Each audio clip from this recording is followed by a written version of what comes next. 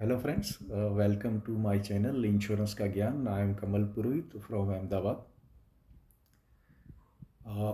आज मैं आपको कार में एक्सीडेंट होने पर क्लेम की प्रोसेस क्या रहती है उसके बारे में बताऊंगा.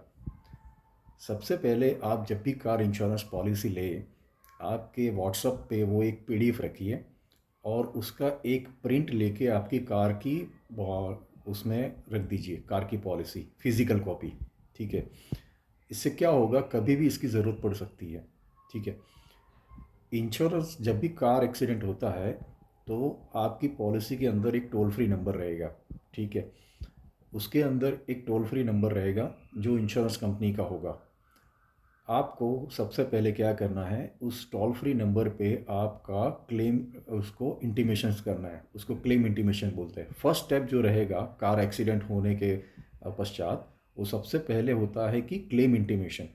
It is very necessary.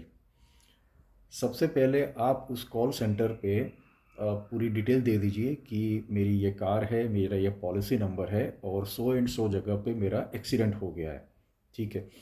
तो कॉल सेंटर से वो लोग क्या करेंगे, आपका क्लेम इंटीमेशन नंबर दे देंगे आपको. बाय व्हाट्सअप आ जाएगा, बाय मैसेज आ जाएगा कि आपका ये क्लेम इंटीमेशन हो चुका है. आपको डॉक्यूमेंट उस वक्त पे आपकी पॉलिसी होना बहुत ज़रूरी है. ठीक है. पॉलिसी आपके पास चाहे पीडीएफ हो, फिजिकल कॉपी हो, उसमें नंबर लिखा होगा टोल फ्री इंश्योरेंस कंपनी का, जहाँ पे आप क्लेम इंटीमेशन कर सकते हैं. ठीक है. अब वहाँ से आपको सजेशन मिल जाएगा कि नियर बाय आपका जो बॉडी शॉप है, जो वर्कशॉप है, जहाँ पे कार को रिपेयर करने के लिए आपको भेजना है, उसका एड्रेस आपको दे दिया जाएगा. ठीक है. अब कार का अगर उतना ज़्यादा डैमेज नहीं हुआ, यानी आप कार चला के भी जा सकते हैं, तो भी आप खुद चला के ले जा सकते हैं. अदरवाइज़ ज़्यादा डैमेज हुआ है तो उसमें क्रेन की ज़रूरत पड़ेगी टोइंग के लिए. ठीक है. मैंने एक अलग से रोड साइड असिस्टेंस कवरेज का जिक्र किया है, जो आप वीडियो देख लीजिए. उसमें पूरी डिटेल्स है कि रोड साइड असिस्टेंस काम कैसे करता है. ठीक है. तो वहाँ से इंश्योरेंस कंपनी आपके लिए यदि ज़्यादा डैमेज है, आप चला नहीं सकते, उस कंडीशंस में है, तो आपको रोड साइड असिस्टेंस में आपको क्रेन सर्विस मिल जाएगी. ठीक है. इसमें कवरेज में कितना रेडियस है, कितना उसमें कंपनसेशन होगा, वो पूरा रोड साइड असिस्टेंस का मैंने एड ऑन कवर, आपको एक अलग से वीडियो है, आप उसमें देख लीजिए. और आपकी टर्म्स कंडीशंस भी आप इंश्योरेंस कंपनी में पूछ भी सकते हैं कॉल सेंटर में कि रोड साइड असिस्टेंस इसमें फैसिलिटी है तो किस तरह से है, कितना बेनिफिट मिलेगा, क्या है क्या नहीं, वो भी आपको बता देंगे.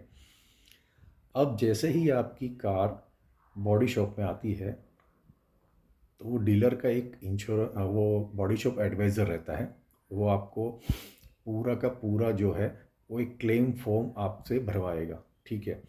आपको क्या क्या डॉक्यूमेंट्स ज़रूरी है उस वक्त, वो आप एकदम ध्यान से सुन लीजिए. आपकी आरसी बुक कंपलसरी है, आपका पैन कार्ड, आपका आधार कार्ड और पॉलिसी कॉपी. चार चीज़ें आपको बाय हैंड रखनी है. जब भी आपका कार एक्सीडेंट का क्लेम के लिए आप जब बॉडी शॉप में जाएंगे तो आपको आरसी बुक, पान, आधार कार्ड और आपकी पॉलिसी कॉपी, ये चार चीज़ें बहुत ही कंपलसरी है. वो आपको बॉडी शॉप एडवाइज़र को प्रोवाइड करनी पड़ेगी. ठीक है. फर्स्ट ऑफ ऑल क्या करेगा बॉडी शॉप एडवाइज़र कि वो पूरा सर्वेयर को बुलाएगा इंश्योरेंस कंपनी के. ठीक है. वो सर्वेयर आएगा. सर्वेयर कंप्लीटली चेक करेगा कार को कितना डैमेज हुआ है. उसके अकॉर्डिंगली वो एक एस्टिमेशन देगा बॉडी शॉप एडवाइज़र को कि इस कार में इतना इतना डैमेज हुआ है और आपके एड ऑन यहाँ पे काम आता है. मैंने अलग से वीडियो सारे एड ऑन की दी गई है, आप प्लीज़ वो देख लीजिए, समझ लीजिए, क्योंकि आपकी पॉलिसी के अंदर सारे जो एड ऑन हैं वो इसी टाइम पे काम आएंगे जब आपका कार का एक्सीडेंट होगा. तब क्या क्या चीज़ें उसमें कवर्ड है और क्या क्या चीज़ें नहीं कवर है, कौन सा एड ऑन लिया है और कौन सा एड ऑन नहीं है, तो उसकी वजह से आपको एक्स्ट्रा पैसे पे करने पड़ेंगे. उसके लिए मैंने पूरे एड ऑन का अलग से वीडियो बनाया हुआ है. तो आप एड ऑन का कवर का जो वीडियोस है वो आप देख लीजिए. अब जैसे ही सर्वेयर ने कंप्लीट काम कर देता है, उसका एस्टिमेशन का अप्रूवल दे देता है बॉडी शॉप एडवाइज़र को कि भी वर्क अप्रूवल मिल जाता है बॉडी शॉप एडवाइज़र को. तो बॉडी शॉप एडवाइज़र आपसे कनेक्ट करेगा कि सर आपका जो एस्टिमेट बना हुआ है वो इतने का है और पॉलिसी के एड ऑन इस तरह से हैं, तो क्या क्या कवरेजेस पास है इसमें और क्या एक्स्ट्रा आपको भरना पड़ेगा। अब जब भी कस्टमर कंफर्मेशन देता है कि हाँ भाई साहब आप काम चालू कर दीजिए, तब बॉडी शॉप एडवाइज़र आपका जो गाड़ी का रिपेयरिंग काम चालू करता है। बॉडी शॉप में जो भी आगे आगे का फ्रंट का डैमेज हुआ है या डोर डैमेज हुआ है या बैक साइड का बम्पर या डैकी जो डैमेज हुई है, जिस तरह से वो वर्क अप्रूवल जो सर्वेयर देता है उसके अकॉर्डिंगली वो अपना काम चालू कर देता है। काम कंप्लीट हो जाने के बाद बॉडी शॉप एडवाइज़र वो कम्प्लीटली एक इनवॉइस बनाता है, जिसको प्री इनवॉइस बोलते हैं। ठीक है, क्योंकि सर्वेयर ने तो मान लीजिए कि आपकी गाड़ी का 1 लाख का क्लेम है, ठीक है, और आपने सारे जो एड ऑन हैं, वन मैंने सारे एड ऑन की एक अलग से वीडियो बनाई है, वो आप देख लीजिए। उस एड ऑन के अनुसार जो भी आपका कम्प्लीटली एस्टिमेट बनता है, उसके बाद ये वर्क अप्रूवल आता है, उसके बाद काम कंप्लीट होता है। बॉडी शॉप एडवाइज़र क्या करता है कि वो कम्प्लीटली पहले प्री इनवॉइस जनरेट करता है, वो भेजता है सर्वेयर को इंश्योरेंस कंपनी में कि भाई साहब मैंने काम कंप्लीट कर दिया है, इसका का जैसे कि डोर का है तो उसका इतना पैसा बना, कंज्यूमबल है तो इसका इतना पैसा बना, इसका जो भी कम्प्लीटली काम होता है उसके अकॉर्डिंगली वो एक प्री इनवॉइस जनरेट कर देता है और वो प्री इनवॉइस इंश्योरेंस कंपनी के सर्वेयर को मेल करता है। ये सर्वेयर जो भी हैं वो हाईली क्वालिफाइड भी होते हैं और कम्प्लीटली वो देख लेते हैं कि हाँ भाई अकॉर्डिंगली जो मैंने अप्रूवल दिया था और पॉलिसी की जो टर्म्स कंडीशंस है उसके हिसाब से ही काम कंप्लीट हुआ है, उसके बाद वो अप्रूव दे देता है कि ठीक है गो अहेड। फिर बॉडी शॉप एडवाइज़र कस्टमर को कॉल करता है कि सर आपका ये गाड़ी कंप्लीट हो चुका है और इसमें आपको आपके एड ऑन के अनुसार आपको कुछ पे नहीं करना पड़ता। यदि कोई एड ऑन नहीं लिया हुआ है तो उतना पैसा कस्टमर को देना पड़ता है। ठीक है, ये कम जैसे ही कस्टमर का कंफर्मेशन आ गया, ओके मैं रेडी डिलीवरी के लिए आ रहा हूँ, तो बॉडी शॉप एडवाइज़र जो है वो फाइनल इनवॉइस बनाता है जो कस्टमर को देता है कि आपको आपकी पॉलिसी के अकॉर्डिंगली ये जो एक्स्ट्रा पैसा है जो एड ऑन आपने नहीं लिए उसकी वजह से आपको भरना है और वो पैसे भर के आप गाड़ी ले जा सकते हैं। तो इस तरह से जो नॉर्मल एक कार एक्सीडेंट की प्रोसेस होती है, क्लेम इंटीमेशंस, उसके बाद सर्वर अपॉइंटमेंट होता है, सर्वर अपॉइंटमेंट के बाद सर्वर का अप्रूवल देता है एस्टिमेशंस पे, एस्टिमेशंस का अप्रूवल होने के बाद काम शुरू होता है, काम शुरू होने के बाद प्री इनवॉइस जनरेट होता है, प्री इनवॉइस जनरेट के बाद कस्टमर का कन्फर्मेशंस लिया जाता है, कस्टमर का कन्फर्मेशन और सर्वर का कन्फर्मेशन आने के बाद फाइनल इनवॉइस जनरेट होता है। फाइनल इनवॉइस जनरेट होने के बाद कम्प्लीटली कार का जो डिलीवरी है वो कस्टमर को दिया जाता है। तो ये कार एक्सीडेंट का जो है नॉर्मल जो एक्सीडेंट होता है उसका ये टोटली प्रोसेस होता है। ठीक है, अब यहाँ पे दो चीज़ें आपको समझना बहुत ज़रूरी होती है। आजकल दो चीज़ें सेटलमेंट के लिए दो सिस्टम्स हैं, फर्स्ट है कैशलेस और एक है नॉन कैशलेस।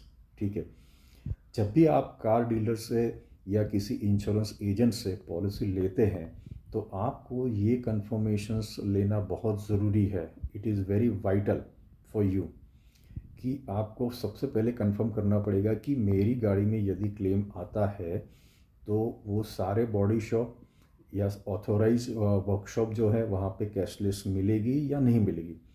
क्योंकि अभी जो मार्केट में रनिंग है वो दो चीज़ें होती है, एक है कैशलेस, एक सेकंड है नॉन कैशलेस। कैशलेस में क्या होता है कि आपकी कार का एक्सीडेंट हुआ और पूरा रिपेयरिंग जो चार्ज हो गया वो इंश्योरेंस कंपनी डायरेक्टली डीलर को, बॉडी शॉप को दे देती है। जहाँ पे ऑथोराइज वर्कशॉप है कंपनी के, जिस भी मैन्युफैक्चरिंग कंपनी के होते हैं, वो वर्कशॉप को इंश्योरेंस कंपनी डायरेक्टली पेमेंट कर देती है, कस्टमर को पेमेंट नहीं करना होता है। ये होता है कैशलेस।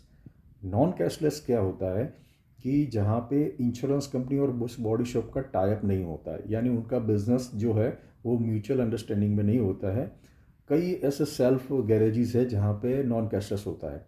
वो कस्टमर को पहले ही गैरेज वाला बता देता है कि भाई साहब हमारे साथ इंश्योरेंस कंपनी के साथ कोई टाई अप नहीं है, पहले पैसे आपको पे करने पड़ेंगे और इंश्योरेंस कंपनी आपको बाद में तो दे देगी। तो नॉन कैशलेस जो फैसिलिटी है वो काफ़ी सारे गैरेजेस में प्रैक्टिस चलती है, सालों से चलती है। ठीक है। तो नॉन कैशलेस में आपको आपका जितना भी क्लेम आया है पूरा का पूरा आपको वो बॉडी शॉप वर्कशॉप को आपको पैसा देना पड़ेगा।